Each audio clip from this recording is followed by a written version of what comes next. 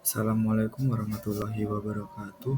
Di sini kami kelompok 8 ingin mempresentasikan materi pada kali ini, yaitu yang berjudul Five Qualitative Approach to Inquiry. Sebelumnya, perkenalkan nama anggota kelompok kami. Yang pertama, Ajrun Yafi Tamam dengan NPM akhir 255. Saya sendiri Muhammad Ifan Zulkifli dengan NPM akhir 269. Selanjutnya, Geo Monang Sijabat dengan MPM akhir 106. Dan yang terakhir, Muhammad Fikri Aminullah dengan MPM akhir 264. Baik, selanjutnya yaitu Narrative Research, Definition and Background. Peneliti naratif memiliki banyak bentuk, menggunakan beragam praktik analitik, dan berakar pada berbagai disiplin ilmu sosial dan humaniora. Naratif bisa berupa fenomena yang diteliti seperti narasi penyakit, atau bisa juga berupa metode yang digunakan dalam suatu penelitian seperti prosedur menganalisis cerita yang diceritakan. Selanjutnya, defining future of narrative studies. Yang pertama, penelitian naratif mengumpulkan cerita dari individu, bisa dari dokumen atau percakapan secara kelompok tentang pengalaman hidup yang diceritakan oleh individu. Yang kedua, cerita naratif dikumpulkan melalui berbagai bentuk data seperti melalui wawancara. Yang ketiga, cerita naratif sering didengar dan dibentuk oleh peneliti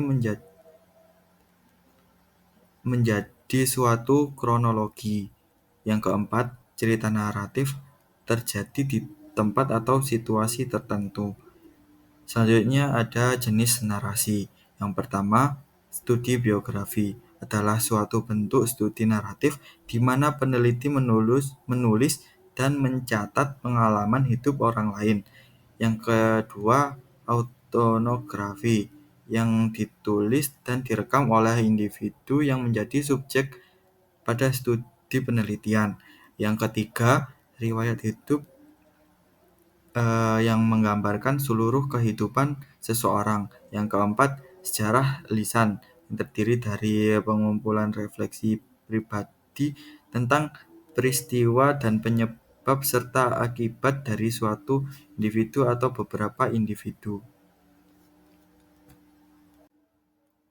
Selanjutnya, prosedur for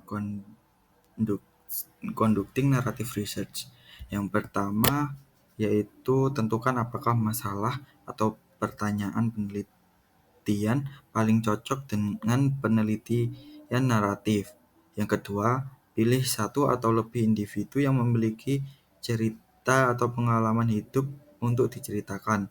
Yang ketiga, pertimbangkan bagaimana pengumpulan data dan pencatatannya dapat mengambil bentuk yang berbeda. Yang keempat, kumpulkan informasi tentang konteks cerita-cerita yang telah dikumpulkan. Yang kelima, menganalisis cerita para peserta.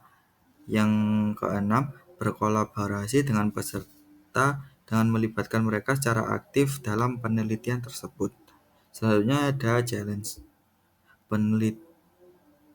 Terkadang peneliti perlu mengumpulkan informasi yang luas tentang partisipan dan perlu memiliki pemahaman yang jelas tentang konteks kehidupan individu tersebut. Diperlukan kejelian untuk mengidentifikasi kisah-kisah spesifik dalam materi sumber yang dikumpulkan untuk menangkap pengalaman individu tersebut. Selanjutnya yaitu phenomenological research. Yang pertama, selanjutnya definition and background. Studi fenomenologis menggambarkan makna umum bagi beberapa individu dari pengalaman hidup mereka terhadap suatu konsep atau fenomena.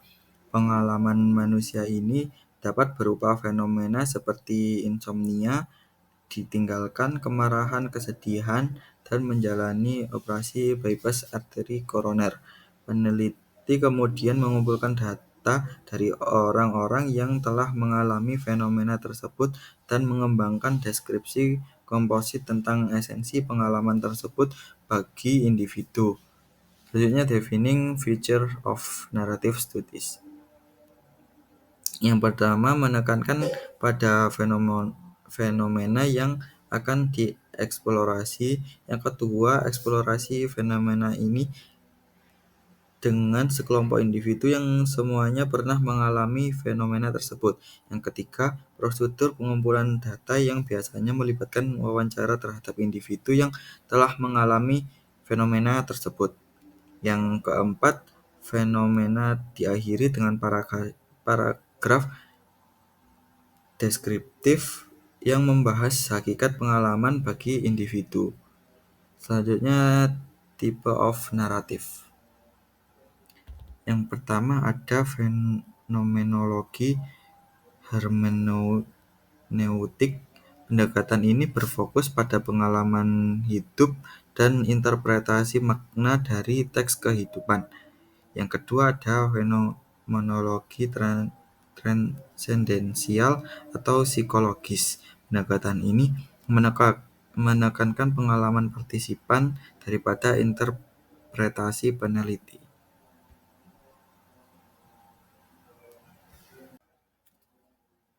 Selanjutnya yaitu prosedur for conditioning narrative research. Yang pertama, peneliti menentukan apakah masalah peneliti paling baik diperiksa menggunakan pendekatan fenomenologi. Yang kedua, suatu fenomena yang menarik untuk diteliti. Yang ketiga, peneliti mengenali dan menentukan asumsi-asumsi filosofis fenomenologi yang luas. Yang keempat, data dikumpulkan dari individu yang mengalami fenomena tersebut. Yang kelima, peserta ditanyai 2 pertanyaan umum yang luas. Apa yang Anda alami terkait fenomena ini? Dan konteks atau situasi apa yang Anda alami yang biasanya mempengaruhi pengalaman Anda tentang fenomena tersebut. Yang keenam, pernyataan dan tema penting ini kemudian digunakan untuk menulis deskripsi tentang apa yang dialami para peserta.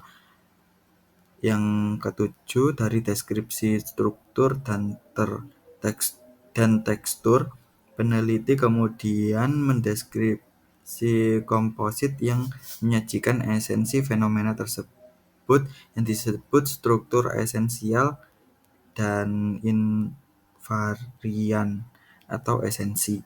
Selanjutnya ada challenge.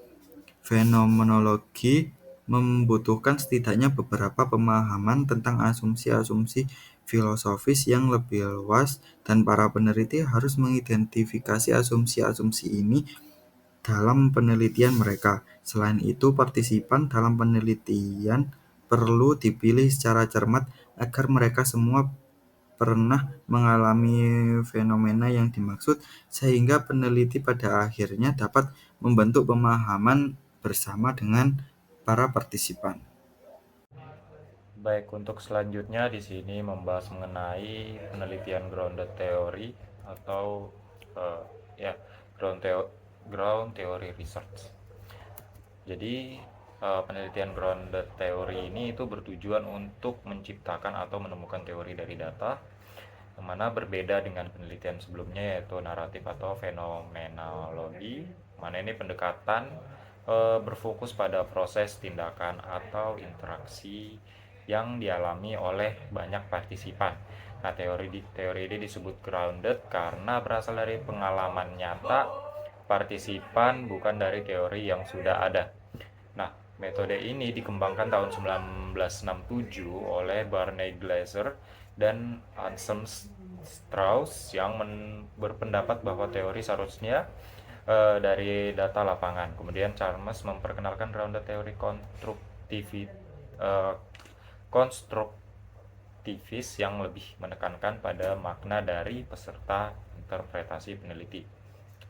Nah, untuk selanjutnya yaitu ciri-ciri grounded theory. Jadi ciri utamanya itu peneliti mempelajari suatu proses atau tindakan yang berlangsung dari waktu ke waktu, mana tujuannya adalah untuk mengembangkan teori yang menjelaskan bagaimana atau mengapa proses itu terjadi.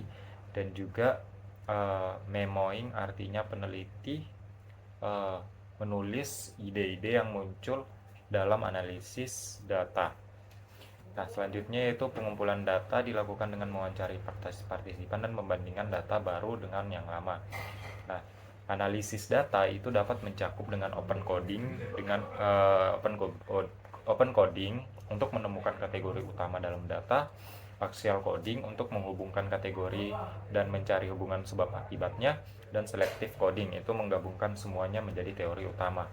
Nah, untuk selanjutnya untuk selanjutnya yaitu jenis-jenis studi grounded theory atau tipe-tipenya, yaitu ada dua pendekatan utama. Yang pertama ada pendekatan sistematis, eh, yang mana di sini dimulai dengan langkah-langkah analisis yang jelas dan terstruktur. Yang kedua ada pendekatan konstruktivis, yang mana ini dari Charmas, eh, mana ini lebih menekankan makna yang dibangun bersama antara peneliti dan partisipan. Nah, peneliti ini menggunakan metode perbandingan konstan atau constant comparative method yang mengumpulkan data, menganalisis untuk mengumpulkan lagi sampai tidak ada informasi baru, satu prinsip teoritis. Nah, untuk proses pengkodeannya itu dari ketiga tersebut, yang pertama open coding ini untuk mengidentifikasi kategori utama, axial coding juga menghubungkan sebab tindakan dan hasil sekitar ini utama, dan yang ketiga ada selective coding, yaitu menyatukan semua kategori menjadi teori atau model. Nah, selanjutnya yaitu prosedur dalam penelitiannya, yaitu grounded teori ini digunakan saat belum ada teori yang mampu menjelaskan suatu proses dengan baik. Nah, peneliti itu biasanya menanyakan apa yang terjadi dalam proses ini, apa penyebabnya, dan strategi apa yang digunakan, dan apa hasilnya. Nah, biasanya data dikumpulkan melalui wawancara, observasi, atau dokumen. Analisis dilakukan berulang sampai muncul teori tingkat substansif, yaitu teori yang menjelaskan fenomena spesifik. Nah, adapun juga tantangannya yaitu dari penelitian grounded theory, ya grounded research ini, yaitu peneliti itu harus menghindari prasangka atau teori lama. Prosesnya memakan waktu lama karena harus bolak-balik antara data dan teori. Meskipun sistematis, metode ini tetap fleksibel untuk menerima semua baru selama penelitian. Selanjutnya ada ethnographic research. Pengertian dari ethnographic research sendiri merupakan desain kualitatif di mana peneliti mendeskripsikan dan menginterpretasikan pola nilai, perilaku, keyakinan, dan bahasa yang dibagikan dan dipelajari dari suatu kelompok yang berbagi budaya. Seorang etnografer tertarik untuk mengkaji pola bersama ini, dan unit analisisnya biasanya lebih dari 20 individu yang terlibat dalam studi grounded theory. Sebuah etnografi berfokus pada keseluruhan kelompok yang berbagi budaya, walaupun kelompok budaya ini mungkin kecil, tapi biasanya besar, melibatkan banyak orang yang berinteraksi dari waktu ke waktu. Adapun uh, background atau latar belakangnya ini terkait dengan ethnography research itu dilakukan oleh para antropolog pada awal abad ke-20 seperti Boas, Malinowski, Radcliffe Brown, dan Mead. Meskipun para peneliti ini awalnya menggunakan ilmu pengetahuan alam sebagai model penelitian, mereka berbeda dari mereka yang menggunakan pendekatan ilmiah tradisional melalui pengumpulan data langsung mengenai budaya primitif yang ada.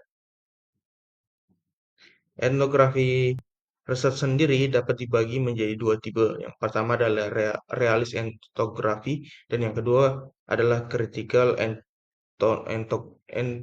ethnographic. Nah, realis ethnographic sendiri adalah pendekatan tradisional yang digunakan oleh antropolog budaya, di mana merupakan laporan objektif tentang situasi, biasanya ditulis dalam sudut pandang orang ketiga dan melaporkan secara objektif informasi yang dipelajari dari partisipan di suatu lokasi. Etnografer tetap berada di latar belakang sebagai pelapor fakta yang maha tahu. Realis juga melaporkan data objektif dengan gaya yang terukur, bebas dari bias pribadi, tujuan politik, dan penilaian. Sedangkan untuk critical etnografi adalah jenis penelitian etnografi di mana penulisnya mengadvokasi emansipasi kelompok-kelompok yang terpinggirkan dalam masyarakat. Nah, komponen utama dalam critical etnografi sendiri itu meliputi orientasi yang syarat nilai, memberdayakan orang dengan memberi mereka lebih banyak otoritas, menantang status quo, dan mengatasi masalah tentang kuasa dan kendali. Seorang etnografi kritis akan mempelajari isu-isu kekuasaan, pemberdayaan, ketidaksetaraan, ketidakadilan, dominasi, represi, hegemoni, dan viktimisasi. Selanjutnya ada prosedur untuk conducting the ethnography. Yang pertama adalah menentukan apakah etnografi merupakan desain yang paling tepat untuk digunakan dalam mempelajari permasalahan penelitian. Etnografi tepat jika kebutuhannya adalah menggambarkan cara kerja suatu kelompok budaya dan untuk mengeksplorasi keyakinan, bahasa, perilaku, dan isu-isu yang dihadapi kelompok tersebut, seperti kekuasaan, perlawanan, dan dominasi. Literatur mungkin kurang dalam memahami secara aktual cara kerja kelompok tersebut karena kelompok tersebut tidak berada dalam arus utama. Orang-orang mungkin tidak familiar dengan kelompok tersebut atau cara-caranya sangat berbeda sehingga pembaca mungkin tidak mengidentifikasi diri dengan kelompok tersebut. Lalu yang kedua adalah mengidentifikasi dan menemukan kelompok yang memiliki budaya yang sama untuk diteliti. Biasanya kelompok ini adalah kelompok yang anggotanya telah bersama dalam jangka waktu yang lama, sehingga bahasa, perilaku, dan sikap mereka yang sama telah menyatu menjadi pola-pola yang dapat dikenali. Lalu yang ketiga adalah memilih tema, isu atau teori budaya untuk dikaji tentang kelompok tersebut. Tema, isu, dan teori ini menyediakan kerangka kerja yang berorientasi untuk studi kelompok yang berbagi budaya. Ini juga menginformasi analisis kelompok yang berbagi budaya. Tema-tema tersebut dapat mencakup topik-topik seperti enkulturasi, sosialisasi, pembelajaran, kognisi, dominasi, ketidaksetaraan, ataupun perkembangan anak dan dewasa. Lalu yang keempat adalah untuk mempelajari konsep-konsep budaya, harus menentukan jenis etnografi yang akan digunakan. Seperti yang saya jelaskan sebelumnya, terdapat dua uh, jenis etnografi yang bisa dipilih, baik itu realistik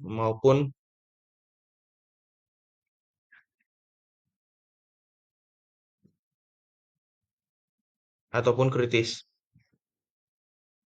Di mana etnografi kritis itu dapat mengungkap isu-isu seperti kekuasaan, hegemoni, dan advokasi untuk kelompok-kelompok tertentu. Lalu yang kelima ada kumpulkan informasi dalam konteks atau latar tempat kelompok tersebut bekerja atau tinggal. Ini disebut kerja lapangan.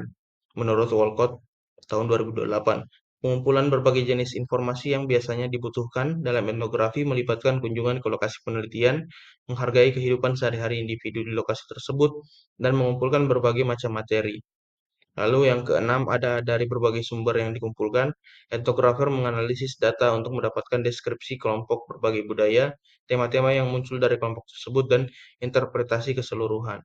Peneliti memulai dengan menyusun deskripsi terperinci tentang kelompok berbagai budaya dengan berfokus pada satu peristiwa, beberapa kegiatan, atau kelompok tersebut dalam jangka waktu yang panjang. Lalu yang ketujuh atau yang terakhir adalah buatlah seperangkat aturan atau generalisasi yang berfungsi tentang cara kerja kelompok berbagi budaya sebagai hasil akhir dari analisis ini. Hasil akhir adalah potret budaya holistik kelompok yang menggabungkan pandangan para partisipan serta pandangan peneliti. Hasil akhir ini juga dapat mengadvokasi kebutuhan kelompok atau menyarankan perubahan dalam masyarakat. Hasilnya pembaca belajar tentang kelompok berbagi budaya, baik dari para partisipan maupun interpretasi peneliti. Adapun tantangan dari etnografi research sendiri, itu peneliti perlu memiliki pemahaman tentang antropologi budaya, makna sistem sosial budaya, dan konsep-konsep yang biasanya dieksplorasi oleh mereka yang mempelajari budaya. Waktu untuk mengumpulkan data itu sangat lama, melibatkan waktu yang lama di lapangan. Nah, dalam banyak etnografi, narasi ditulis dengan pendekatan sastra, hampir seperti bercerita. Suatu pendekatan yang dapat membatasi audiens untuk karya tersebut dan mungkin menantang bagi penulis yang terbiasa dengan pendekatan tradisional dalam penulisan ilmiah. Lalu ada pula Kemungkinan peneliti akan menjadi penduduk asli dan tidak dapat menyelesaikan atau dikompromikan dalam penelitian. Baik, masuk ke studi kasus penelitian, definisi dan latar belakang. Nah, seluruh kelompok berbagi budaya dalam etnografi dapat dianggap sebagai sebuah kasus.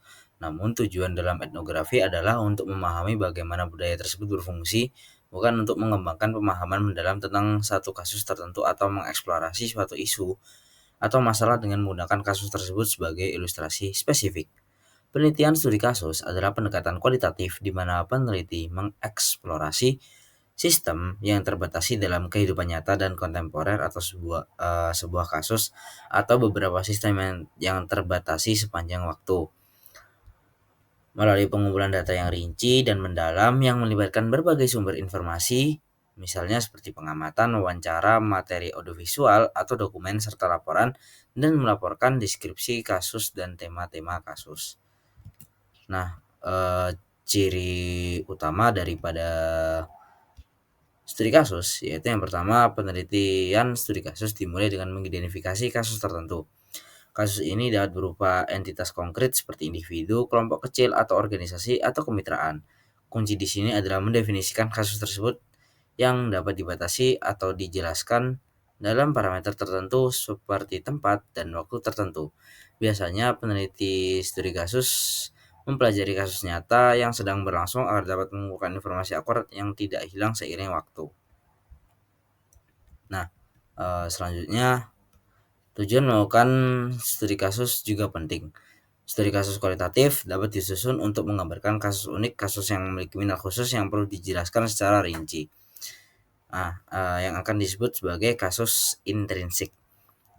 Kemudian tujuan studi kasus mungkin untuk memahami isu, masalah, atau kekhawatiran tertentu, dan kasus atau kasus-kasus yang dipilih untuk memahami masalah tersebut dengan sebaik-baiknya akan disebut sebagai kasus instrumental. Yang ketiga, ada ciri khas studi kasus kualitatif yang baik adalah menyajikan pemahaman mendalam tentang kasus. Untuk mencapai hal ini, peneliti mengumpulkan berbagai bentuk data kualitatif mulai dari wawancara, pengamatan, dokumen, hingga materi audiovisual. Mengandalkan satu sumber data biasanya tidak cukup untuk mengembangkan pemahaman mendalam tersebut.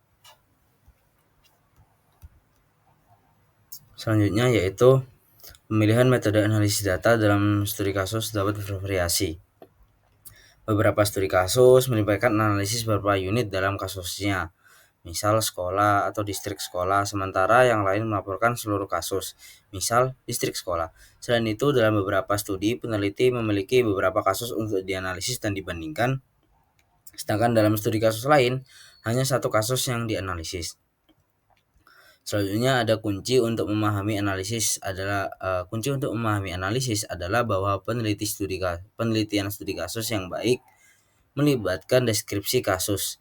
Deskripsi ini berlaku untuk studi kasus intrinsik maupun instrumental. Selain itu, peneliti dapat mengidentifikasi tema, isu, atau situasi spesifik yang akan diteliti dalam setiap kasus. Bagian temuan yang lengkap dalam studi kasus kemudian akan mencakup baik deskripsi kasus maupun tema atau isu yang telah diungkap oleh peneliti dalam meneliti kasus tersebut. Selanjutnya, selain itu, tema atau isu-isu tersebut dapat diorganisasikan ke dalam urutan kronologis oleh peneliti, dianalisis secara lintas kasus untuk mengidentifikasi kesamaan dan perbedaan di antara kasus-kasus tersebut, atau disajikan dalam bentuk teoritis. Kemudian yang terakhir, studi kasus seringkali diakhiri dengan kesimpulan yang dibentuk oleh peneliti tentang makna keseluruhan yang dihasilkan dari kasus. Kesimpulan ini disebut pernyataan atau pola atau penjelasan. Nah, selanjutnya ada jenis-jenis studi kasus. Di sini terdapat 3 variasi berdasarkan tujuannya, yaitu studi kasus instrumental tunggal, studi kasus kolektif atau multiple, dan studi kasus intrinsik. Pada studi kasus instrumen tunggal, peneliti fokus pada suatu masalah atau keprihatinan lalu memilih kasus yang terbatasi untuk menggambarkan masalah tersebut. Kemudian pada studi kasus kolektif, atau multiple, isu atau permasalahan yang sama dipilih, tetapi peneliti memilih beberapa studi kasus untuk menggambarkannya. Peneliti mungkin memiliki beberapa program dari beberapa lokasi penelitian atau beberapa program dalam satu lokasi. Seringkali peneliti secara sengaja memilih beberapa kasus untuk menunjukkan perspektif yang berbeda terhadap isu tersebut. Kemudian yang terakhir yaitu studi kasus intrinsik, di mana fokusnya adalah pada kasus itu sendiri, karena kasus tersebut menyajikan situasi yang tidak biasa atau unik.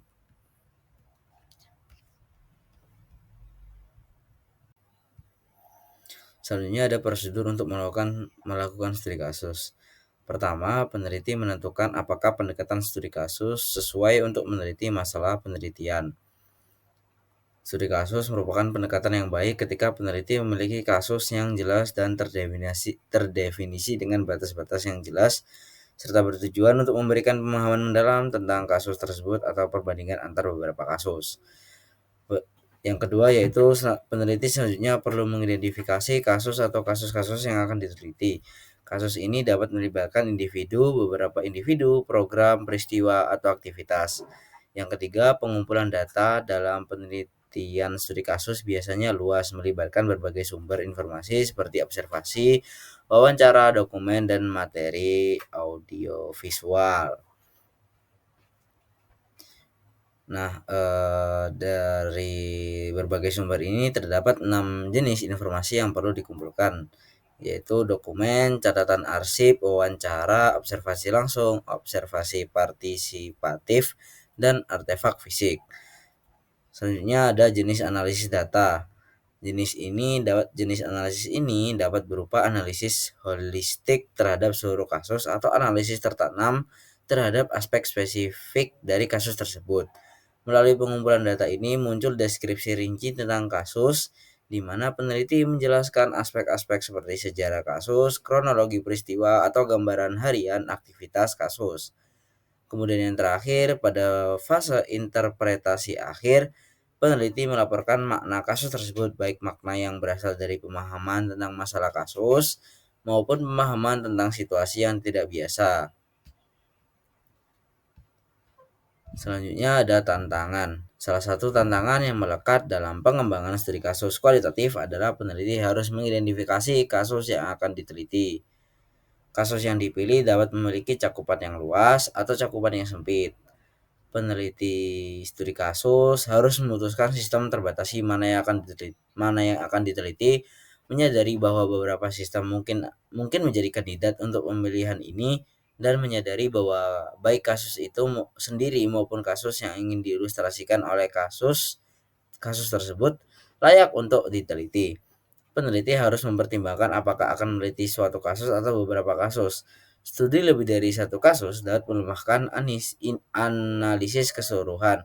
Semakin banyak kasus yang diteliti, semakin sedikit kedalaman analisis pada setiap kasus. Namun, peneliti umumnya memiliki tidak lebih dari 4 atau 5 kasus. Pemilihan kasus memerlukan penelitian untuk menetapkan alasan rasional untuk strategi sampling yang disengaja dalam memilih kasus dan mengumpulkan informasi tentang kasus tersebut. Memiliki cukup informasi untuk menggambarkan kasus secara mendalam dapat dibatasi nilai beberapa studi kasus. Dalam merencanakan studi kasus, direkomendasikan peneliti untuk mengembangkan matriks pengumpulan data, di mana mereka menentukan jumlah informasi yang kemungkinan akan dikumpulkan tentang kasus tersebut. Menentukan batas kasus yaitu bagaimana kasus tersebut mungkin dibatasi dalam hal waktu, peristiwa, dan proses dapat menjadi tantangan tersendiri. Selanjutnya ada 5 approach atau 5 pendekatan, perbandingan 5 pendekatan. Kelima pendekatan tersebut memiliki proses penelitian umum yang dimulai dengan masalah penelitian, dilanjutkan dengan pertanyaan, pengumpulan data, analisis data, dan laporan penelitian. Mereka juga menggunakan proses pengumpulan data yang serupa, termasuk dalam berbagai tingkat wawancara, pengamatan, dokumen, dan bahan audiovisual. Penelitian naratif, etnografi, dan studi kasus mungkin tampak merupakan serupa ketika unit analisisnya adalah individu tunggal. Dalam penelitian naratif, peneliti fokus pada cerita yang diceritakan oleh individu dan menyusun cerita-cerita tersebut dalam urutan kronologis. Dalam etnografi, fokusnya adalah menempatkan cerita individu dalam konteks budaya atau kelompok berbagi budaya mereka. Dalam penelitian studi kasus tunggal biasanya dipilih untuk menggambarkan suatu masalah dan peneliti menyusun deskripsi rinci tentang lingkungan kasus tersebut.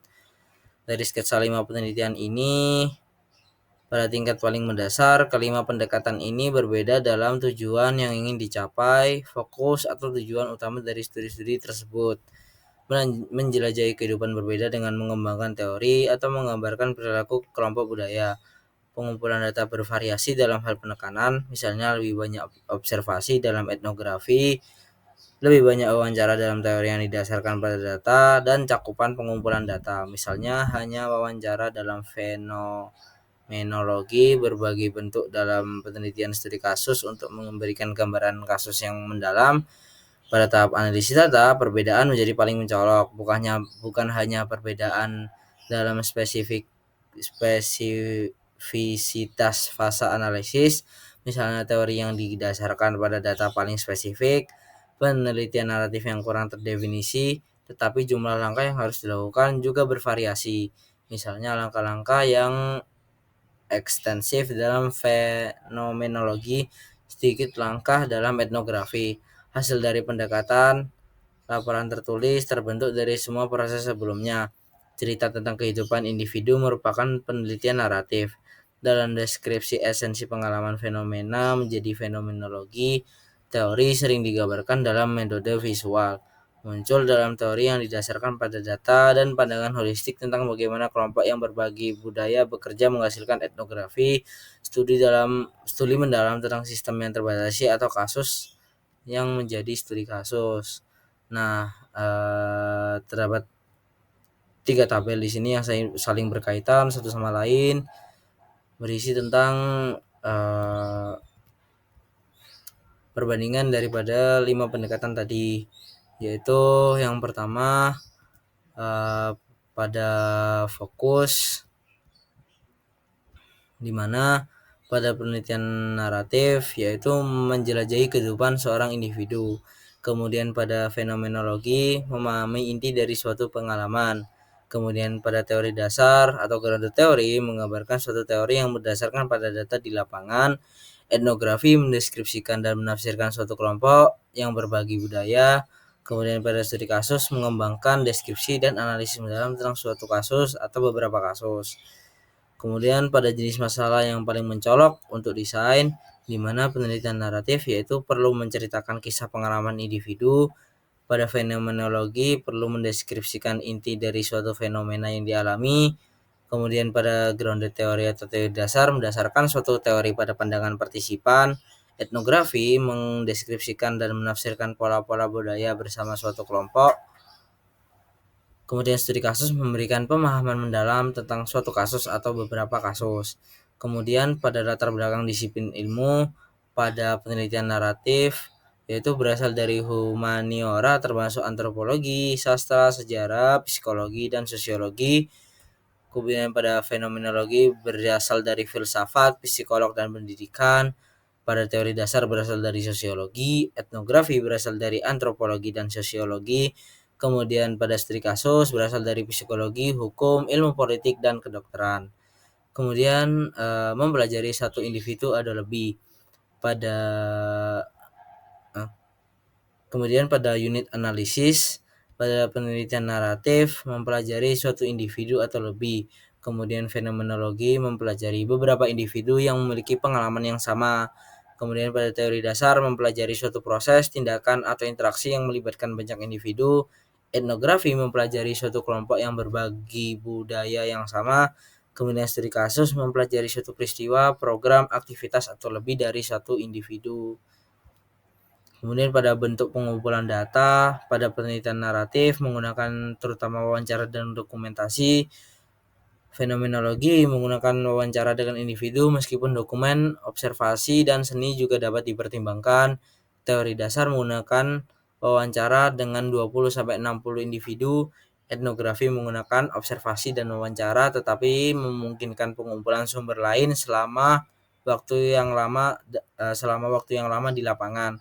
Kemudian pada studi kasus menggunakan berbagai sumber seperti wawancara, observasi, dokumen, dan artefak.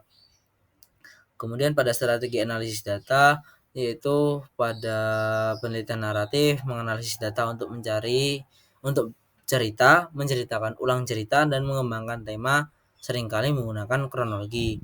Kemudian pada fenomenologi, yaitu menganalisis data untuk pertanyaan penting, unit makna, deskripsi tekstur dan struktural, serta deskripsi inti pengalaman.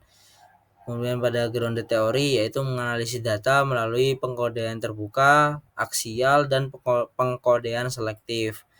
Kemudian pada etnografi, menganalisis data melakukan deskripsi kelompok yang berbagi budaya dengan tema-tema tentang kelompok tersebut. Kemudian pada studi kasus, menganalisis data melalui deskripsi kasus dan tema-tema kasus serta tema lintas kasus. Kemudian pada laporan tertulis, pada penelitian naratif, mengembangkan sebuah narasi tentang kisah-kisah kehidupan seorang individu. Kemudian pada fenomenologi, mendeskripsikan inti dari pengalaman tersebut. Grounded teori menghasilkan suatu teori yang diilustrasikan dalam sebuah gambaran. Etnografi yaitu mendeskripsikan bagaimana suatu kelompok berbagi budaya berfungsi. Kemudian studi kasus mengembangkan analisis terperinci tentang satu atau lebih kasus. Kemudian pada ciri struktur umum penelitian, di mana penelitian naratif, yaitu yang pertama ada pendahuluan, prosedur penelitian, laporan cerita, individu memformulasikan teori tentang kehidupan mereka, segmen naratif diidentifikasi, pola makna diidentifikasi, kemudian yang terakhir ada ringkasan. Kemudian pada fenomenologi, yang pertama ada pendahuluan, prosedur penelitian, pernyataan penting, makna dari pernyataan, tema-tema makna, kemudian deskripsi menyeluruh tentang fenomena. Kemudian pada grounded teori atau teori dasar, yang pertama ada pendahuluan, kedua prosedur penelitian, kemudian ada pengkodean terbuka, pengkodean aksial, pengkodean selektif, dan proposisi serta model teoritis. Kemudian yang terakhir ada diskusi tentang teori dan perbandingan dengan literatur yang ada. Kemudian pada etnografi, yang pertama ada pendahuluan, kedua prosedur penelitian, ketiga deskripsi budaya, keempat analisis tema-tema budaya, kemudian yang kelima ada interpretasi, pelajaran yang didapat, dan pertanyaan yang muncul. Kemudian pada studi kasus ada vignette pembuka, pendahuluan, deskripsi kasus-kasus atau konteksnya, pengembangan isu, rincian tentang isu terpilih, dan pernyataan-pernyataan.